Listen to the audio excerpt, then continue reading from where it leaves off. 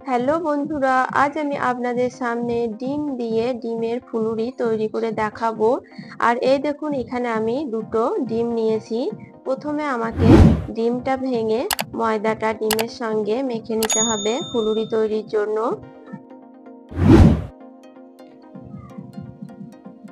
প্রথমে আমি ডিম দুটো একটা পাত্রে দেখুন ভেঙে নিচ্ছি ফুলুরিটা তৈরি করার জন্য।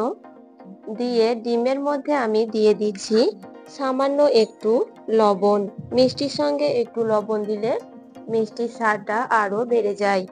একটু লবণ দেওয়ার পর এবার আমি পরিমাণ মতো চিনি দিয়ে দিচ্ছি। এখানে আমি 100 গ্রাম মতো চিনি দিয়ে দেব।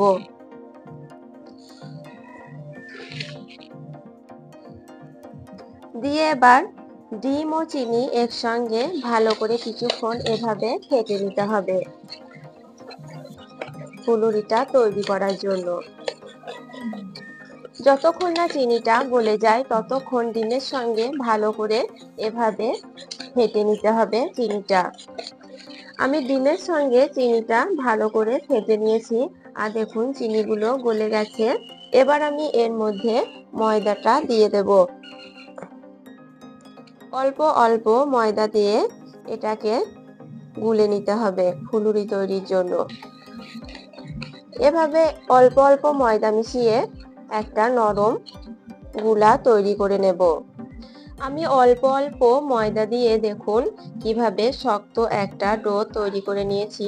মানে এই ডোটা ঠিক মিডিয়াম ভাবে তৈরি করে নিতে হবে, না শক্ত আর না খুব নরম। ফুলুরি বানাতে গেলে ঠিক যেভাবে তৈরি করতে হয় দেখুন ঠিক সেভাবেই আমি ডোটা তৈরি করে নিয়েছি। এবার আমি এর মধ্যে সামান্য কটা কালো জিরে দিয়ে দেব।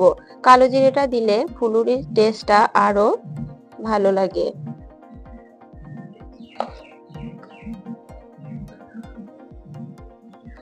কটা কালো জিরে দেওয়ার পর আবারও আমি ময়দাটা ভালো করে মেখে নেব। এবার আমি গরম তেলে ফুলুরিগুলো আপনাদের ছেঁকে দেখাবো। দেখুন কত সুন্দর করে, কত সহজে ফুলুরি তৈরি হয়ে গেল।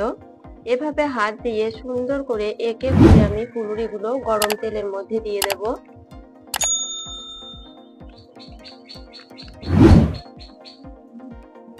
খুবই সহজে এই ফুলুরিটা বাড়িতে বানিয়ে নেওয়া যায় আর খেতেও কিন্তু খুবই ভালো লাগে। একবার হলেও আপনারা ট্রাই করে দেখবেন, আমার মতো করে। বাড়ির সকলেই পছন্দ করবে। আর ফুলুরিগুলো গরম তেলে দেওয়ার পর এভাবে নাড়াচাড়া করে তেল থেকে ছেঁকে তুলে নিতে হবে।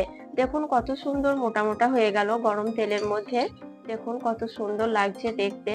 এভাবে হালকা লালচে লালচে করে ফুলুরিগুলো ভেজে নেবেন। এবার আমি তেল থেকে ফুলুরিগুলো এখন তুলে নিচ্ছি।